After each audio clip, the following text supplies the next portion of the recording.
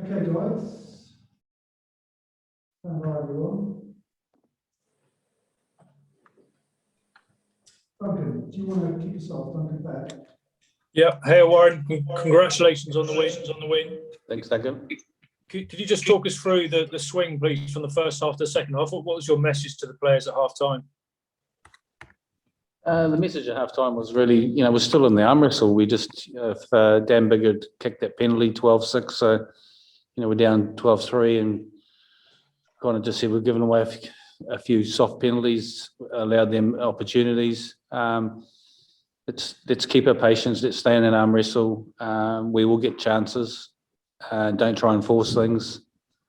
And I thought that second half went on. We got stronger and stronger, and got ourselves back into the game. And but it was a really tough, tight test match, and down to the ball it could have got anyway. And thankfully, we've come from behind and finished really strongly. And I thought the last few minutes we were excellent.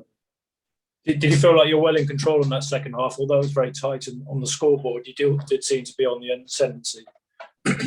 Yeah, I just thought we started to get some dominance in our forward carries, and obviously the try from the maul was pretty important. Scrum stabilised, and we got a bit of dominance there. I just thought we started to, once we started to take them through some phases, particularly if we got on the front foot, we looked like they conceded a penalty. They conceded a number of penalties in a row in that second half, and and that was the kind of the message. And if we didn't get any front football, it was then just about a game management. It just sometimes when we went to the air and probably in that second half we started to get a couple of balls that came back on our side, or a couple of knock-ons from them. So they were big moments for us too. But then we put ourselves under pressure a few times by getting the ball back and then shifting a couple of poor passes that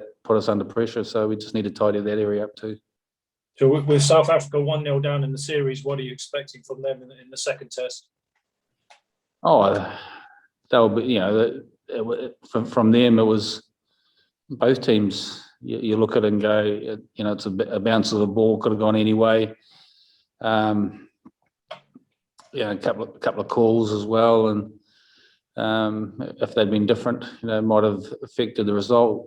We were really happy with the way that we defended. We didn't think that they'd created a lot of attacking opportunities, and I said that last passage of play, we were coming off their line, making big tackles, and they weren't going anywhere. But they'll be hurt from this, because they're an incredibly proud nation and world champions, and so next week's going to be even bigger and tougher, I would expect. But from our point of view, it's you win that first one, and you're going to, no matter what happens, you're going to the last weekend of the series. So that keeps everyone engaged and really interested in it. The message to the players, it wasn't just about the 23. This is an incredibly tight group of players that have, and the non-23 did a brilliant job this week in helping that Test 23 prepare. And so it was the victory was as much about them and the whole squad than just the guys who took the field. Thank you, Warren. Cheers. Yes. Hi, Warren. A similar question. If you dented their ego in the South Africa A game, which you lost, what do you think you'd have done psychologically to them in the second half, and what do you do next week to prepare for the backlash? I don't know. I made that comment in terms of hoping that they would just come harder at us in those areas. I didn't really want them to vary their game too much. So it wasn't so much about denting their ego. It was about us getting confidence from certain aspects of the game. So I thought our line-out was excellent today, and the scrum looked like it was under a little bit of pressure at the start of the game, and we eased into it, and we ended up with a couple of scrum penalties too. So they're going to keep working hard as a group, and they will continue to improve in those areas. And for us, we feel like there's a lot more in us too. I just thought from conditioning side, we look like we're just getting stronger and stronger, and are able to keep the intensity and keep the pace going for the whole 80 minutes. And that's a really pleasing aspect of how hard we've worked over the last 6 weeks or so. And a quick assessment of Mario Toge and Courtney Law's performance, especially Courtney, who was obviously the guy you only included at the sort of last minute in the squad. Oh, I thought he was brilliant. I just thought his line-out stuff was good. Some great carries and footwork. Murray's had one turnover, a carry where he's probably gone in too high, but he's worked incredibly hard. I just thought those players, they will put in a really big shift, and then I thought the bench was great for us. I thought the impact of our bench was probably more significant than their bench was, and that was pleasing. And then the energy from the rest of the staff and the players in the stands in terms of encouraging our boys, and any turnovers or anything that was positive was immense as well. Good evening, Warren. It's Kanyiso here from Sport 24. With the Boks having issues with COVID leading into the test match, do you feel that they were slightly underdone actually leading into the game, and it started to show in the second half? Yeah, I mean, look, they've had their own challenges with players not taking a full part in training and stuff, and they've only had a couple of games together, and a little bit like us. At times you got limited preparation. You're playing 2 games a week. It's quite hard in preparing for internationals. They came out really strongly out of the blocks in that first half and put us under a bit of pressure. So, I expect that they will be a lot stronger in the next 2 matches. I'll be pleased with the way they started, but probably not so happy with their second half performance.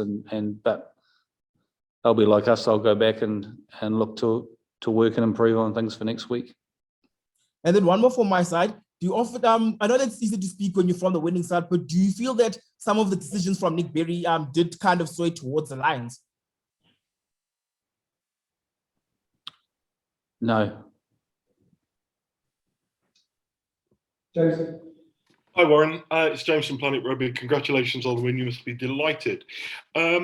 Quick one from me. Half time, who was giving the message out to the team, and what were the key points that you were making to the guys? Certainly the discipline, the aerial work, and the exit strategy worked a lot better.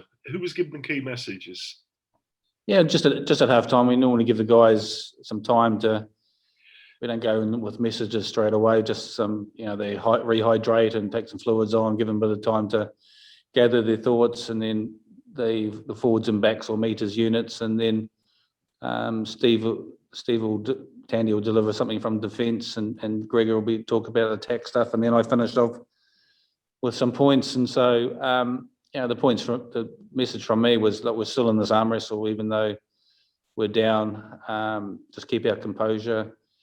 We'll get some opportunities in the second half, and when we do get some opportunities, we spoke about. If we got easy 3 points in front of the post, let's take the 3 points. If it was a bit wide or a bit longer out or a bit closer to the touchline, then to put them into the corner and squeeze them that way.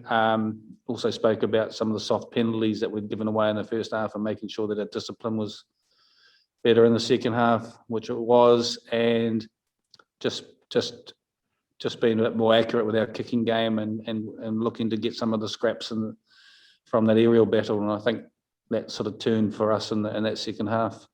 And was that's the kick to touch for the line out? That was an actual conscious decision, and you actually discussed the possibility of that at half time, yeah? Sorry, what was that? The kick for touch rather than the 3 points. Yes, yeah. We kind of felt that we weren't.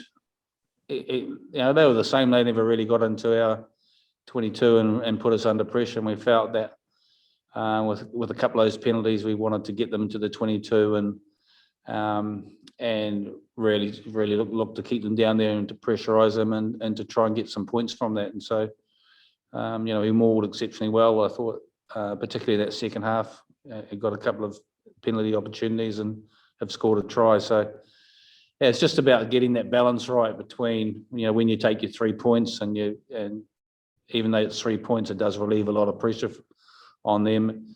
And that's a decision the players make at the time. And the captain makes that. And I mean, Dan Biggers in that first half missed what for him would be considered a reasonably easy penalty to close the gap to 12-6. And then we've had a long shot with Elliot Daly. And so that, yeah, it was just a little of a change of message at halftime about when we do get a chance to put them under pressure by kicking into their 22. Let's look at doing that.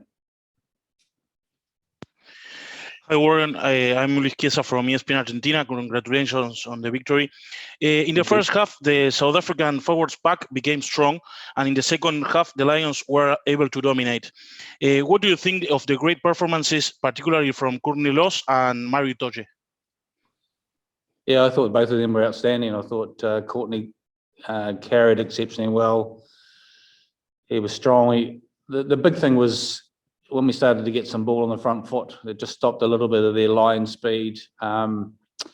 We were able to play through some phases and we got some reward from that. I thought Maro was immense as well. Both of them had outstanding games, and it was a key for us really. I thought we made some good decisions when to bring the replacements on, and they all had a big impact for us coming off the bench too. But definitely Courtney and Maro's impact was significant. Hi Warren, congrats on the win. Jack Conan told us earlier this week that it was going to be the biggest biggest game that he's played of his career. How did you think he stepped up to the mark? Jack did what he does do well, and the reason we picked him, he doesn't make mistakes. He's incredibly accurate. He takes those kickoffs. He's got some good footwork. He got us some go forward, and does a lot of the unspectacular stuff that you need in a forward pack to get the balance right. You got guys who carry a bit more and stuff, and so we were really pleased with his performance, and it was incredibly solid. So he's continued to improve and improve in this environment. He's like a sponge in terms of gaining knowledge. He asks really, really good questions. He takes on information well. So we're really, really pleased with his development. I've just seen him. I know the first game he played, he was incredibly nervous and about the first hit out, and he's one of those players that does get pretty nervy before a game. But this week he seemed a lot calmer and a lot more assured, and I think that's given him a lot of confidence and self-belief in himself and his own performances. Hi, Warren. That's your fourth test win as the Lions head coach now. Where does that rank in terms of being special for you, especially looking at the fact that all the uncertainty with this tour, all the COVID stuff going around it? How does that rank for you? Yeah, look, it's definitely up there. I mean, any Lions test victory is special. For us, it's been a challenge, and we've worked hard, and for me, having been down points and stuff, and been under a little bit of pressure, and just keeping our composure and fighting our way back into the game, that was the most pleasing thing, and just how strong we continued to grow in the game, and so to beat the world champions first up in their own backyard is it is really, really special. Johnny? Yeah, sorry. Hi, Warren. What did you make of the pitch? It's looking kind of like a bit cut up on that left-hand side from up here. Are you happy with that? I mean, there was a few scrums that seemed to go down. Yeah, but I think that's the way that the pitch is. It is quite slippery in terms of players holding their feet and that. And even though it was a lovely day here and it was dry when we arrived, sort of you get about 6 or 7 o'clock and it starts to get quite slippery and dewy. So it's not the easiest pitch to scrummage on, and that, and players have got to hold their feet and get their feet under them, but it's like everywhere probably in the Southern Hemisphere when you start in winter time, you get nice days, but the pitches do tend to get quite slippery and dewy in the evening. Thanks. Thanks very much, everyone. Thank you. Cheers. Thanks, guys. Thanks, Warren. Well done.